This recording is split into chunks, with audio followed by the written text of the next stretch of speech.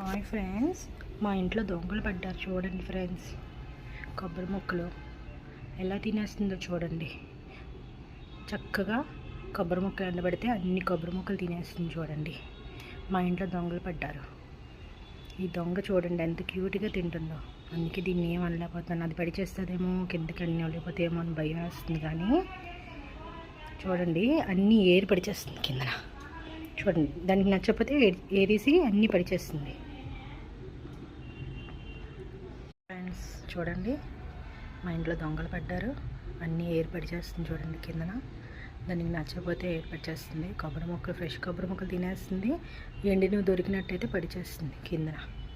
చూడండి ఇక్కడ అలా వచ్చి పడిచేసిందా.